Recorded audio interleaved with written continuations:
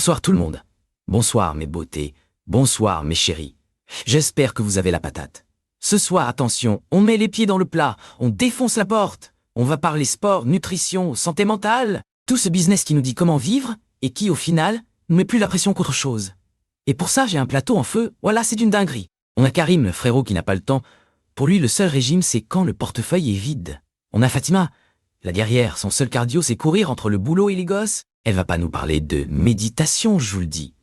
Il y a Mohamed, lui, il veut du concret.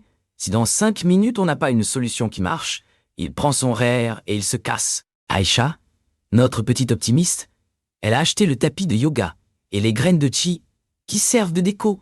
On est d'accord? On a Youssef, le cadre en costard. Il va nous analyser nos vies avec des graphiques Excel. Attention, ça pique. Et enfin, Laïla, la coach de vie. Elle va nous dire de manifester l'abondance. Pendant qu'on manifeste surtout pour payer le loyer, vous le voyez. Ce soir, ça va parler vrai, ça va s'embrouiller. C'est chaud. Alors je lance le débat. Le bien-être, c'est une vraie quête de bonheur. Ou juste un nouveau business de luxe pour les riches. Ah, enfin on y va. Dis-leur la vérité, Bilal. Bonsoir mes chéris, bonsoir à tous. Alors ce soir, on attaque avec un sujet qui met tout le monde d'accord. Ou pas, le sport pour le moral, on nous bassine avec ça. Fais du sport, ça ira mieux. C'est la solution miracle? Le remède antidéprime universel? On a l'impression que si t'es pas en legging à 6h du mat en train de soulever de la fonte, t'as raté ta vie.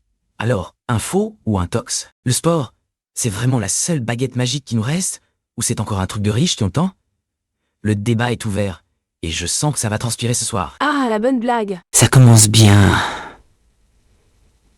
Bilal, il faut être sérieux 2 minutes. Ce n'est pas une baguette magique. C'est un fait scientifique établi et soutenu par toutes les politiques de santé publique.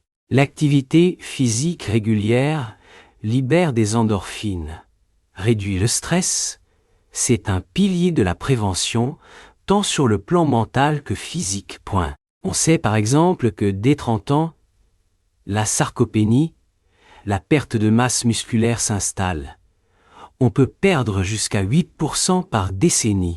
Encourager le sport, ce n'est pas une lubie. C'est un enjeu de société pour éviter une dégradation généralisée de l'état de santé de la population. C'est une question de responsabilité. La belle théorie, encore. La responsabilité? Mais la responsabilité de qui?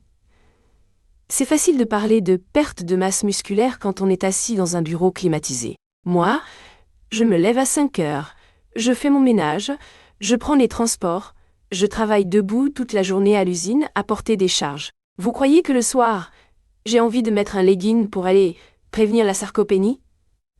Mon corps, il est déjà au bout du rouleau. Le sport, pour moi, c'est mon travail, mais il n'est pas payé en endorphines. Il est payé en douleur de dos et en fatigue. Alors vos discours sur le bien-être, c'est une insulte. Dis-leur Fatima, dis-leur. Voilà, ça, c'est le réel. Ah, voilà. Merci Fatima de le dire, parce que c'est ça la vraie vie.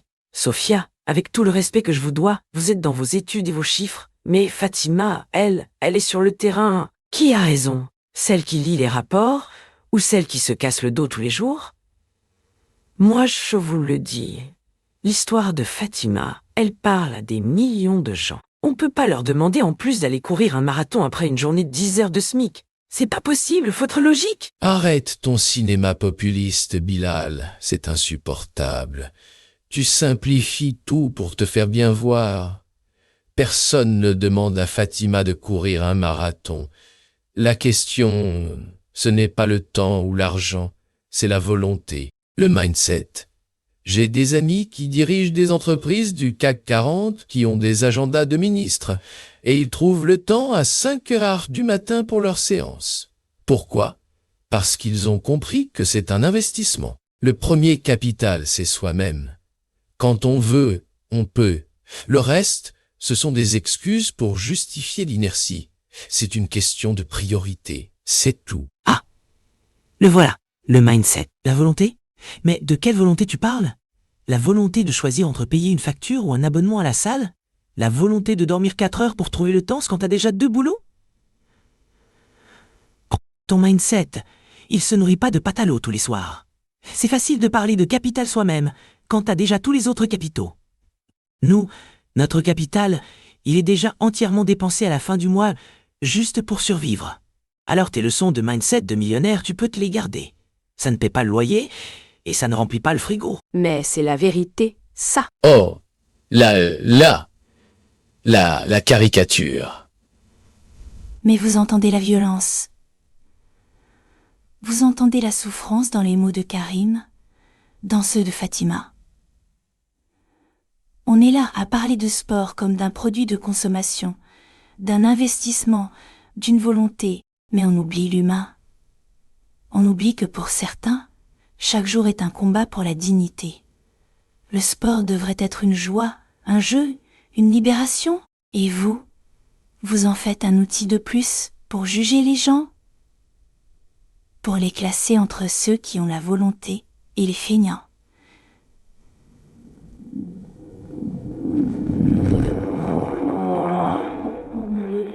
On écrase les gens avec des logiques de performance qui n'ont aucun sens pour eux. Merci de le dire enfin. On tombe dans le pathos quotidien mondial.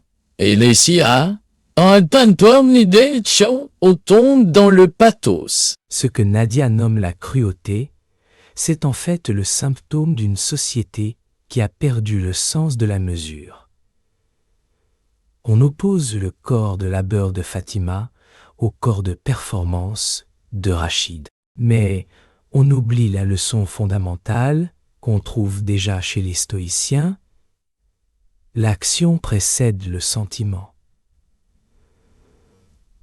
On nous dit «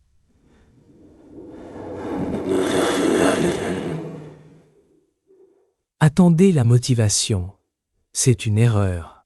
C'est l'acte, même infime, qui engendre la dynamique. Il ne s'agit pas de courir un marathon, mais peut-être de décider, comme le disait Pascal, de s'agenouiller pour ensuite croire. L'important n'est pas la performance, mais l'intentionnalité du mouvement, même le plus simple. Le problème est que nous avons marchandisé l'effort. Oh non, pas la philo. Oh là là, Hassan, tu nous sors les stoïciens et Pascal, on est perdus. Baba, il est pas allé à l'école aussi longtemps. Non mais c'est intéressant ce que tu dis sur l'action. Tiens, j'ai lu un truc fou. Écoutez bien ça. Apparemment, il est possible de se muscler juste en y pensant très fort, sans bouger. T'es sur ton canapé, tu penses à tes biceps et hop, ça gonfle. C'est pas dingue ça? Karim, toi qui n'as pas le temps, voilà la solution. Tu penses à tes abdos dans le air et tu arrives à la plage, t'es une tablette de chocolat. On arrête le débat. J'ai trouvé la solution pour tout le monde. Bilal, s'il vous plaît, ne propageons pas de fausses informations. Ce que vous décrivez de manière caricaturale est une réalité neuroscientifique appelée la connexion esprit-muscle. Se concentrer sur le muscle que l'on travaille active davantage de fibres musculaires. Des études sur l'imagerie motrice montrent en effet un gain, mais il est marginal. Ce n'est pas de la magie, c'est une optimisation. Cela prouve simplement que le corps et l'esprit sont intrinsèquement liés et que toute approche, qu'elle soit une politique publique ou une pratique individuelle, doit prendre en compte cette complexité au lieu de la réduire à des slogans ou des miracles. Oh là, les mots compliqués. Bon